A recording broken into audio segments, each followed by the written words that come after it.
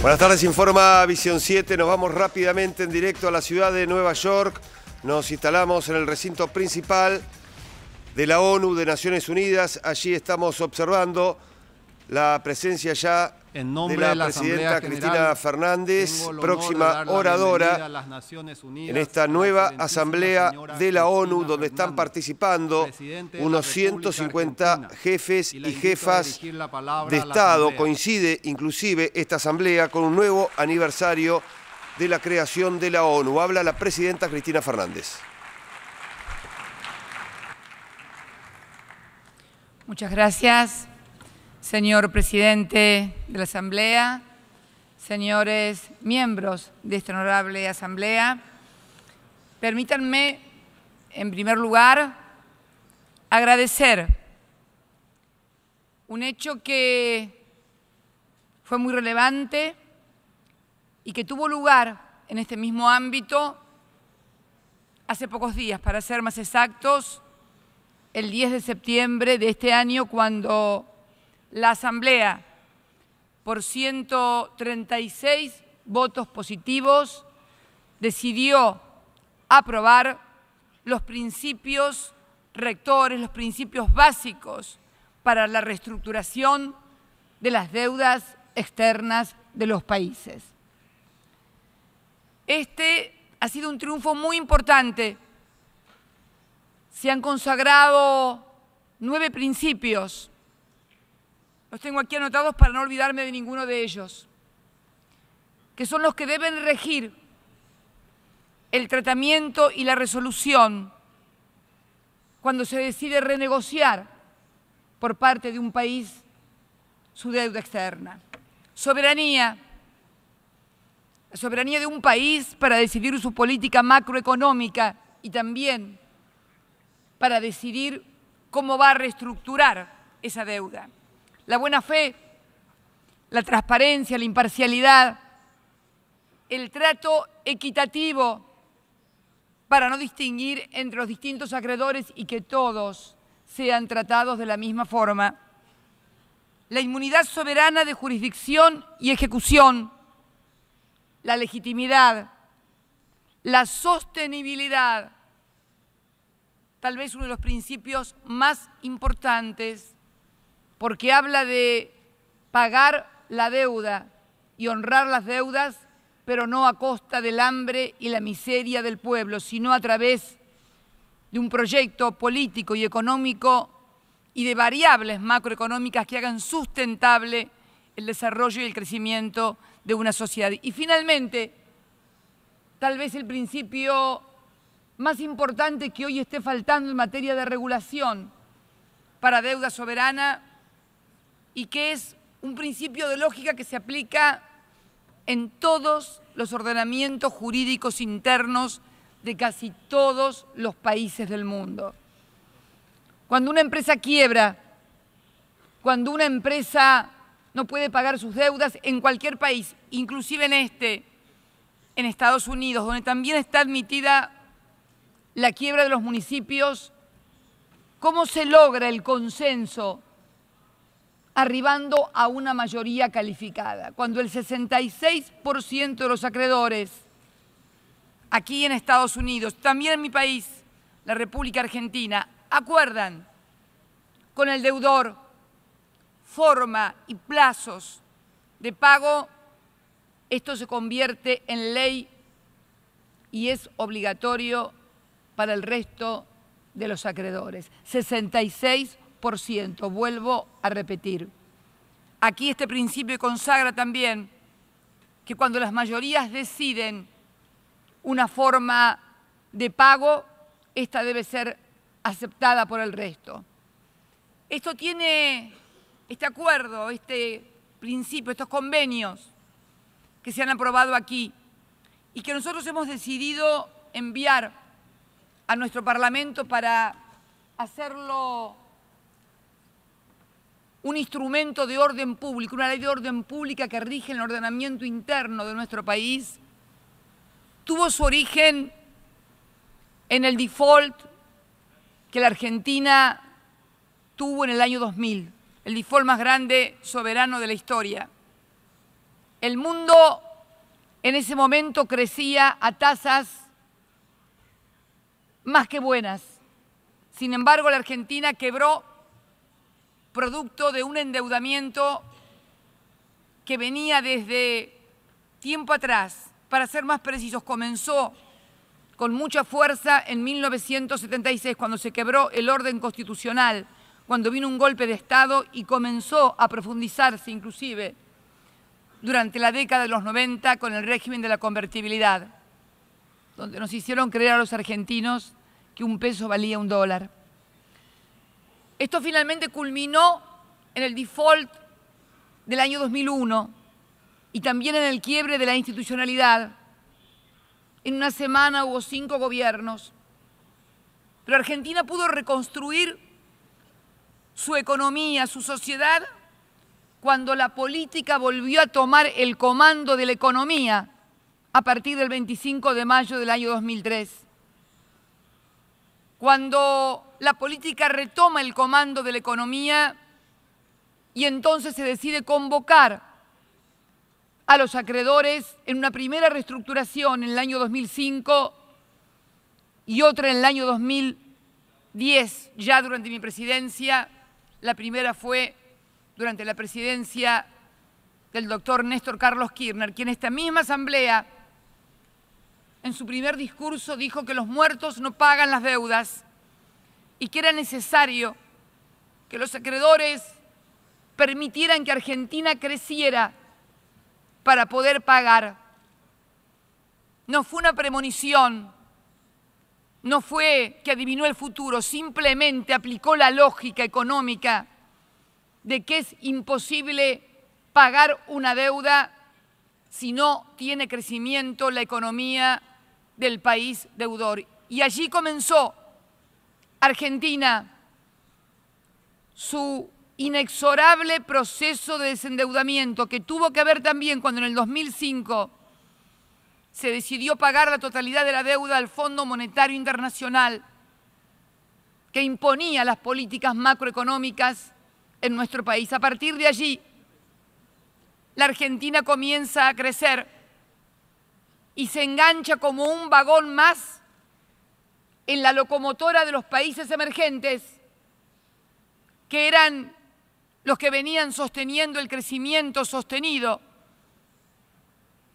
de la economía internacional. No nos olvidemos que el mayor crecimiento lo protagonizaron precisamente los países emergentes, encabezados fundamentalmente por los gigantes asiáticos. Me tocó a mí, en mi primera intervención como presidenta de la República Argentina en este mismo ámbito, en el año 2008, en septiembre del 2008, ver cómo ese tren que venía arrastrando al mundo en un crecimiento sostenido, se le puso otra locomotora en la punta. ¿Vieron esos trenes viejos que tienen 2 locomotoras? En una punta China y el resto de los países emergentes tirando para el crecimiento, con tasas que en el año 2007, en el caso de China, alcanzaron 14 puntos de crecimiento del PBI. Y en el año 2008 explotó aquí, en Wall Street, con la caída de Lehman Brothers, una crisis económica que aún estamos viviendo, pero con varias modificaciones, porque la crisis empezó aquí, en el corazón de las finanzas mundiales. Se venía pronunciando con la crisis de la subprime en el 2007 y finalmente explota en el 2008. El 2009 es el año de la caída mundial de la economía, salvo la de los países asiáticos. Hasta en Latinoamérica decrecimos en ese año 2009. En el año 2010 se transfiere la crisis a la zona del euro y se va al rescate, se lo llamó así, rescate de los países endeudados. En realidad, todos sabemos que es un eufemismo. Lo que se fueron a rescatar fueron los bancos. Miles de millones de dólares se transfirieron a las entidades bancarias. Aún recuerdo una discusión en el G20, en Londres, en el segundo G20, donde nosotros sosteníamos que era necesario, sí, salvar a los bancos para no caer en una depresión como la de 1930, pero que era necesario, imprescindible, una regulación que permitiera que esa marea de recursos que se inyectaban a los sectores financieros volvieran a la economía real para entrar al circuito de la producción de bienes y servicios y comenzar a dar vueltas nuevamente en la rueda del crecimiento. Nada de eso se hizo, al contrario. La contraprestación al rescate de países fue política de ajuste. Y la política de ajuste que se le impuso a la zona del euro provocó la recesión de esta zona y la caída del empleo a niveles históricos nunca antes vistos. En Italia, 25% de los jóvenes o 50% de los jóvenes desempleados. En España también, desempleo de 2 dígitos.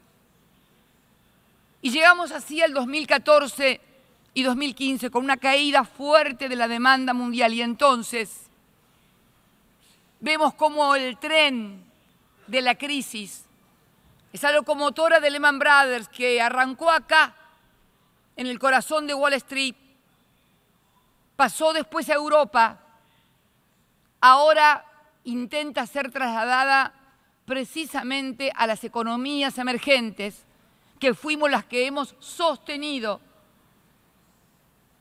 durante tanto tiempo el crecimiento de la economía. Argentina formó parte y forma parte de ese crecimiento este año, pese a las dificultades, pese al hostigamiento de los fondos buitres que no cobran, pero tampoco dejan que lo hagan el 92,7% de quienes acordaron las 2 reestructuraciones, con la complicidad de cierto sector judicial de este país, pretendieron que le pagáramos al 7% 20.000 millones de dólares, cuando la reestructuración al 92% había sido de 40.000 millones de dólares. ¿Qué lógica capitalista, qué lógica matemática tiene esto? ¿Cuánto duraría la reestructuración del 93% si accediéramos a las demandas de estos verdaderos depredadores financieros, pagándoles a ellos solamente el 7%, la mitad de lo que se le pagó al 92%? Seguramente encontrarían algún juez con más lógica que diría, no, está muy mal. No se le puede pagar al 7% la mitad de lo que se le ha pagado al 92%. Máxime aún cuando algunos de ese 7% compraron muchos de esos bonos cuando ya Argentina había defaulteado su deuda externa. Por eso, esta aprobación de los principios básicos para la reestructuración de la deuda externa de países, de las deudas soberanas, que también ya tiene antecedentes con leyes antibuitre, por ejemplo, en el Reino de Bélgica, significa no una ayuda a la Argentina, que está depositando el 100% de lo adeudado a sus acreedores. Es una ayuda para el resto del mundo. Es un intento, el primer intento serio de poner razonabilidad y regulación a un sector como es el sector financiero y de los derivados, que a partir de la transformación de bancos comerciales en bancos de inversión no ha tenido ningún tipo de intervención ni de contralor. Por eso decimos que esto que se ha aprobado el 10 de septiembre constituye un avance importantísimo, que debe ser consecuente además, porque el mundo, señoras y señores, y no hace falta que se los diga yo, no está nada bien.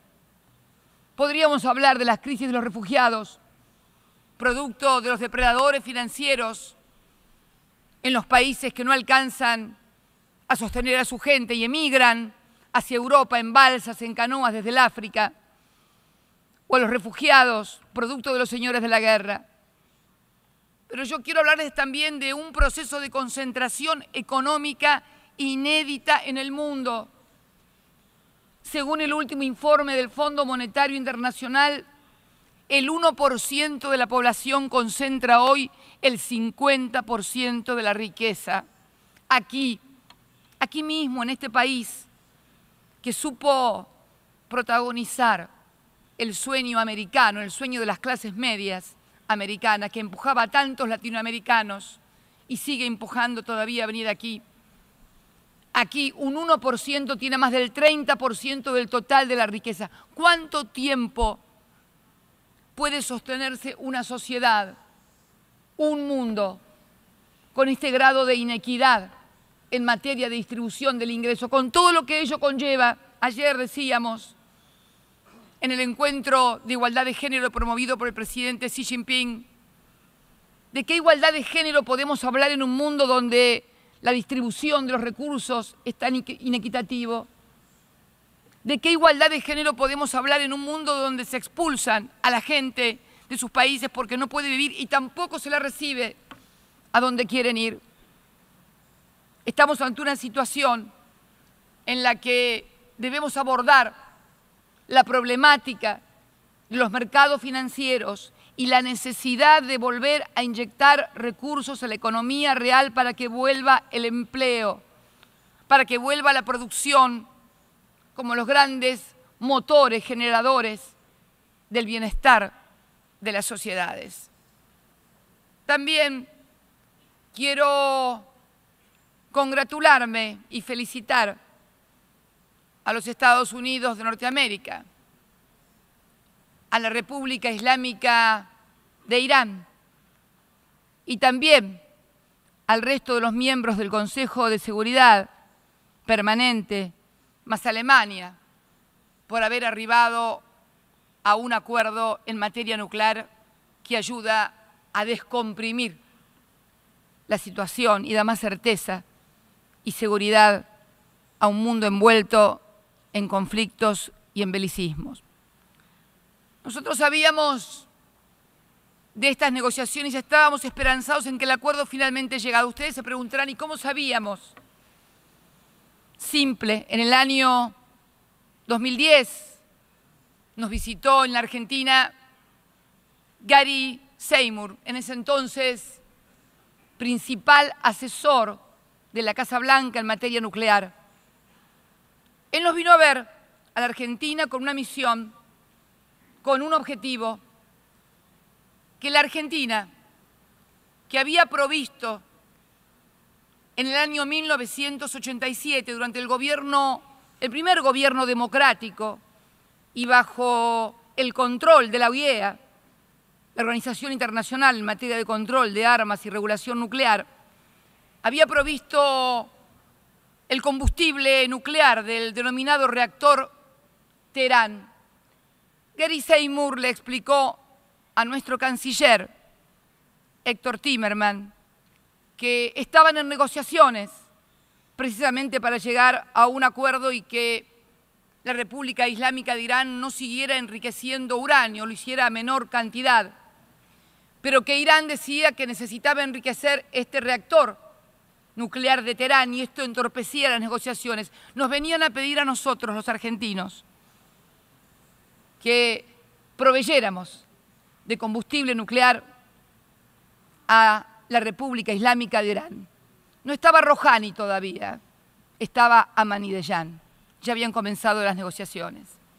Me acuerdo que el canciller me vino a ver y me manifestó la propuesta que le habían traído. Le había adelantado al enviado de la Casa Blanca que iba a ser muy difícil por la situación que Argentina tenía con la República Islámica de Irán, el atentado terrorista que había sufrido la República Argentina en la AMIA el 18 de julio de 1994 y la decisión del juez de la causa de citar y acusar a 5 ciudadanos iraníes. En este marco se tornaba imposible la contribución de la Argentina a este proceso de negociación que, reitero, ya estaba en el año 2010.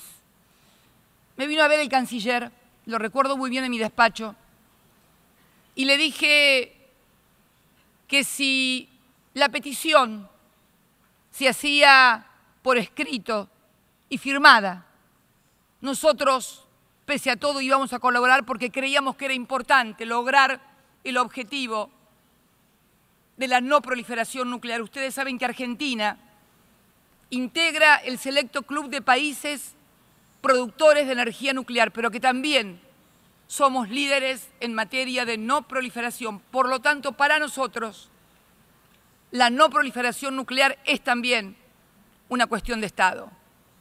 Así se lo transmití a mi canciller, quien lo transmitió al enviado de la Casa Blanca, Gary Seymour, que aceptaríamos proveer el combustible porque era propiedad de la Argentina desde el año 87 y teníamos además la técnica para hacerlo, a cambio, obviamente, de que fuera solicitado por escrito y firmado.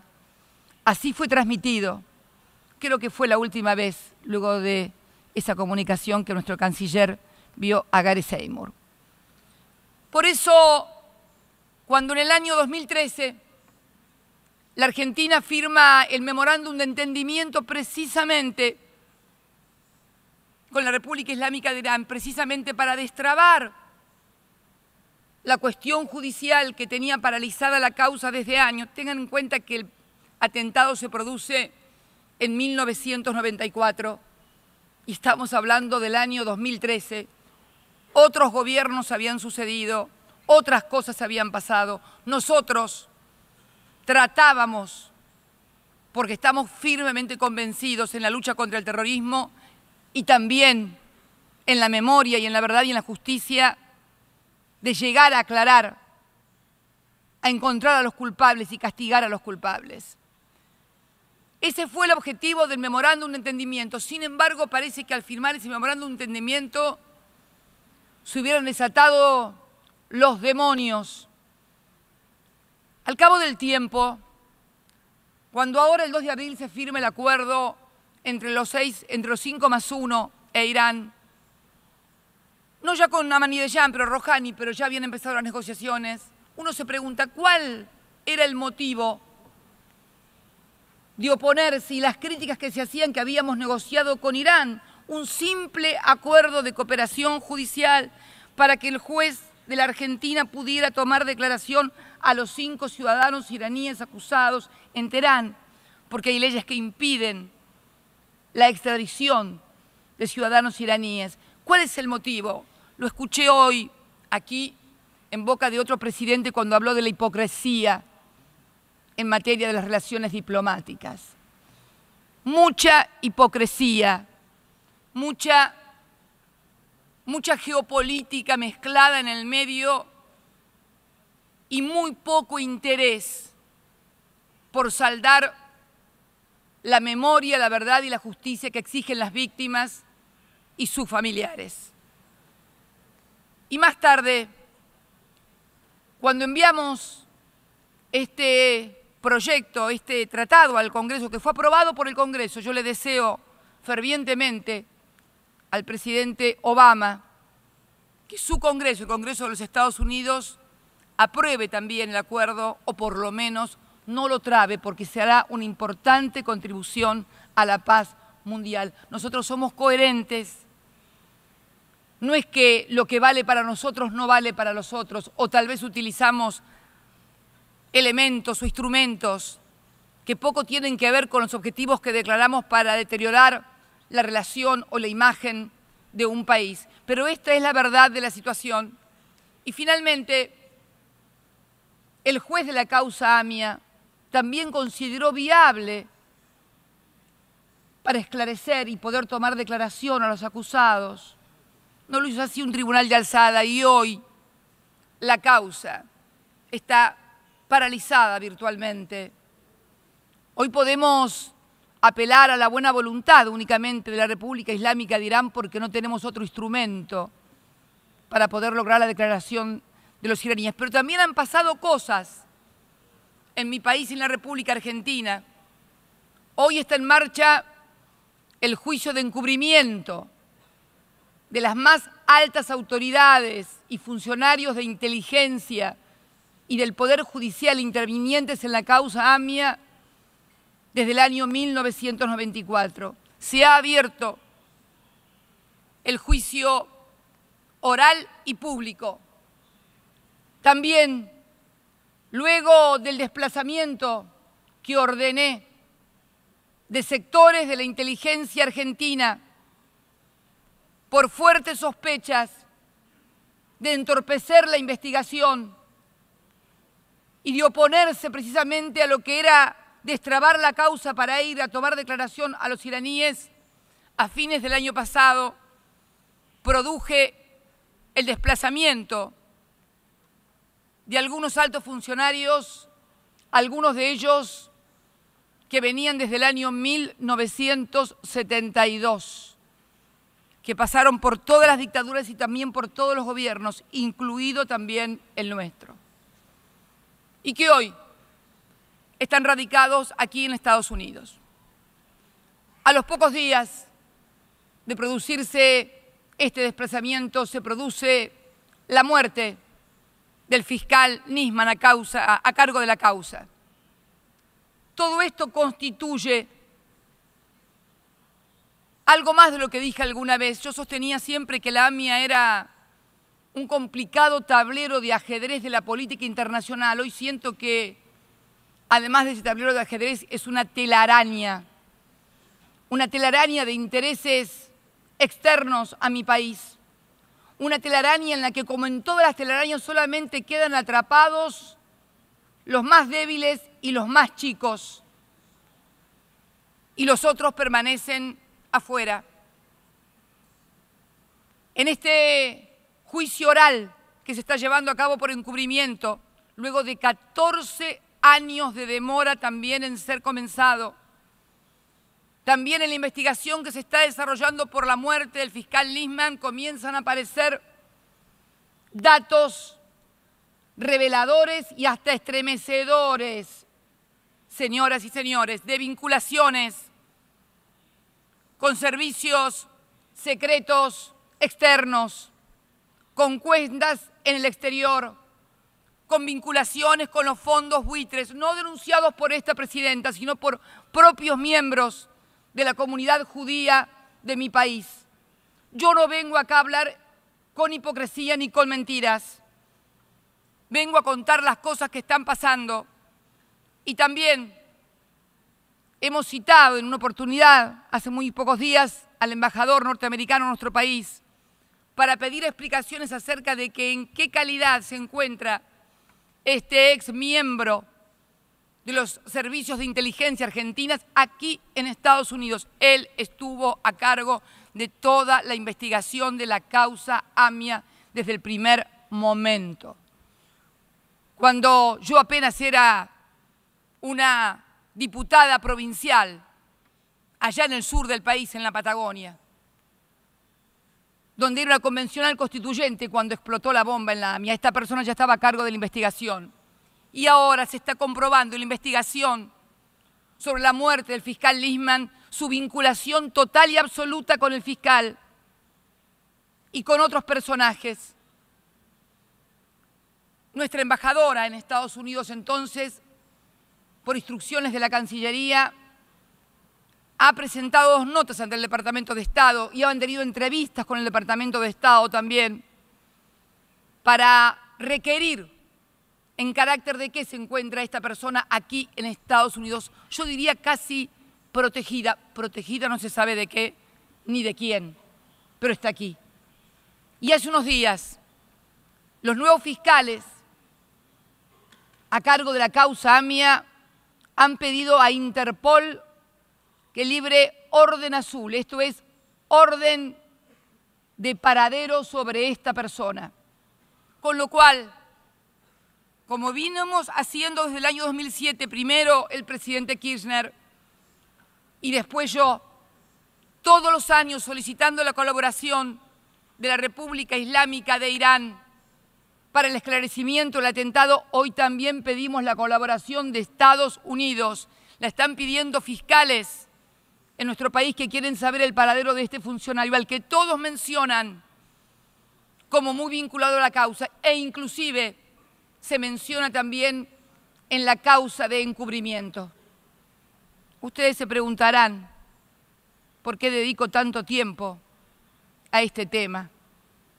Es mínimo al lado del tiempo que organizaciones pagadas por los fondos buitres han dedicado en este país a criticarnos, a difamarnos y a agraviarnos como que éramos cómplices del régimen iraní. Si somos cómplices del régimen iraní, ¿qué es el presidente Barack Obama entonces? También yo creo que no se puede seguir con la hipocresía ni con el doble estándar en materia diplomática.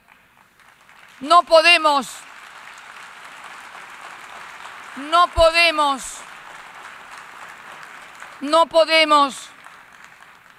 seguir utilizando armas, instrumentos de intriga internacional dignos de John le Carré, pero antiguos, señores, porque ¿saben qué? El mundo de las comunicaciones, ese mundo de la globalización de Internet, que algunos soñaban con que iba a permitirles dominar mejor a todo el mundo, hoy también es un poderoso instrumento de comunicación para todo el mundo y para toda la aldea global, donde al momento se sabe qué es lo que está pasando en un determinado lugar. Por eso, en la Argentina, mi gobierno, nuestro gobierno, va a seguir incansablemente buscando la verdad y la justicia en la causa AMIA. Solicitamos la colaboración entonces del país cuyos ciudadanos son acusados y de este país, Estados Unidos, para que también contribuya a aclarar la presencia de este ciudadano, que va a ser requerido seguramente, como ya está siendo requerido por los organismos del Estado en nuestro país, la República Argentina. Pero frente a este mundo de crisis económica, yo he escuchado atentamente algunos discursos hoy y la verdad que los enemigos cambian y mutan con una velocidad asombrosa.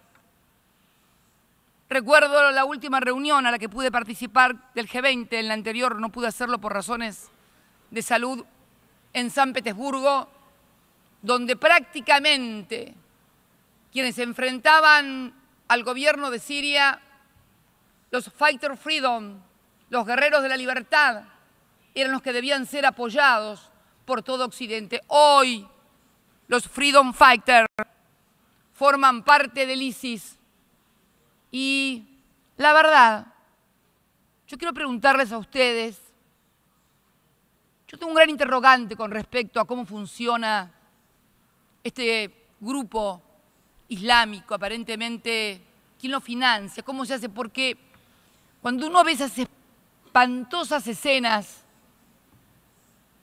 donde se degüellan personas y donde uno observa claramente que hay 3 o 4 cámaras filmando la escena, quienes nos gusta el cine, podemos observar claramente que no se trata de una filmación casera como acostumbraban a hacer grupos fundamentalistas o grupos guerrilleros que con una camarita o una foto filmaban. No, no, no.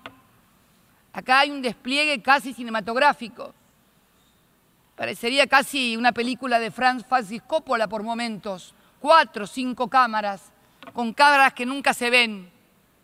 Sería bueno que nos preguntáramos cómo, de dónde se financia todo esto. Esto ayudaría con seguridad a que el mundo pudiera encontrar las claves para combatir uno de los peores flagelos que tiene hoy la humanidad y que son los fundamentalismos de cualquier índole, dogmáticos, religiosos y fundamentalmente aquellos que consideran al prójimo un enemigo y un objetivo a ser eliminado. Yo no quiero irme hoy de esta asamblea solamente con problemas de deuda, economía o atentados terroristas y complicidades internacionales. Quiero irme también haciendo un homenaje al continente del cual me siento hija, Latinoamérica. Hace pocas horas estuvo aquí, precediéndome en el uso de la palabra, un presidente y compañero al que quiero y admiro, el presidente de Cuba, Raúl Castro, que luego de 17 años Cuba retorna con su presidente aquí, al seno de la Asamblea. Y la verdad que para nosotros, los latinoamericanos, los integrantes del Mercosur, de la UNASUR, de la CELAC, que tanto peleamos, que tanto debatimos, que tanto discutimos para que Cuba volviera a ser parte de los cuerpos multilaterales, hoy lo vemos como un triunfo de la perseverancia de la región y fundamentalmente de Cuba. También reconocemos al gobierno de Estados Unidos que finalmente ha abierto su cabeza y ha comprendido que las cosas no podían seguir así, y también agradecer a otro latinoamericano que estuvo también en este mismo recinto, que tiene tal vez más autoridad que nosotros, porque se sienta en el trono de San Pedro en Roma, y que tuvo un papel descollante en la articulación entre Cuba y Estados Unidos, y que vino aquí a decirle al mundo, y desde aquí decirle al mundo, que las finanzas no pueden seguir manejando la política, y que es fundamental un principio y un precepto que es entendido por todas las religiones: no hagas a los demás lo que no quieras que te hagan a ti. Como latinoamericana también, la alegría de ver el otro día en La Habana la fotografía del presidente de Colombia, del presidente de Cuba y del representante de la FARC, dando principio al fin de un conflicto que lleva más de 50 años y que intentaron terminarlo a bombazos y a fusil. Y no, los conflictos políticos, sociales, culturales no se solucionan a bomba y fusil, se solucionan hablando, dialogando y con aceptación del otro.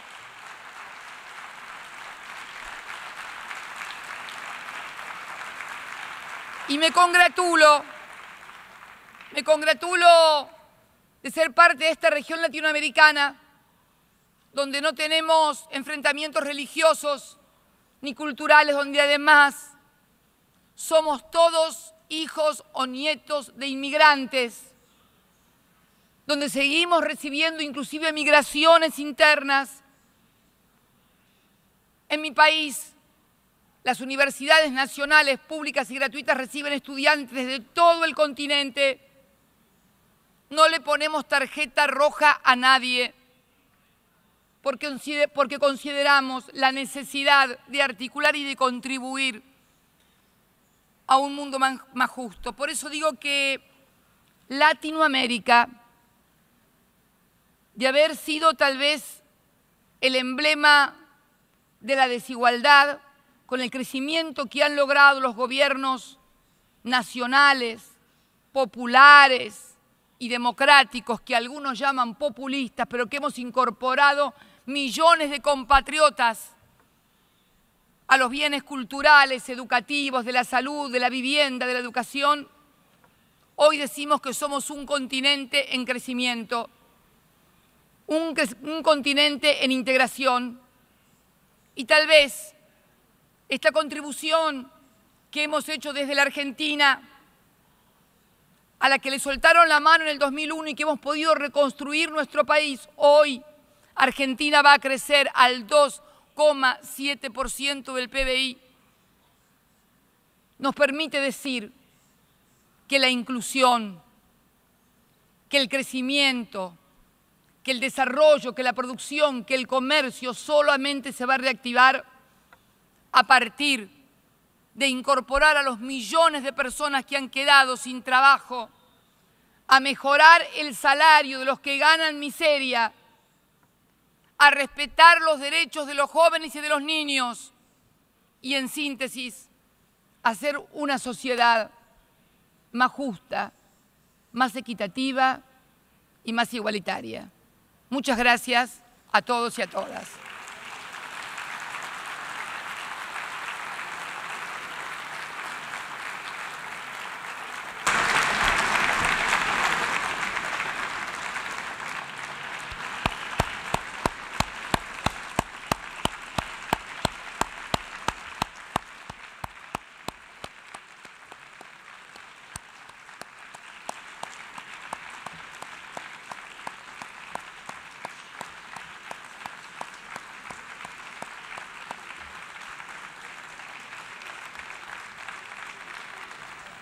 Allí la palabra de la presidenta Cristina Fernández en el recinto principal de Naciones Unidas, en esta nueva asamblea que se está desarrollando desde hoy en la ciudad de Nueva York. Recuerda, a las 20, edición central de Visión 7. En minutos, los esperamos.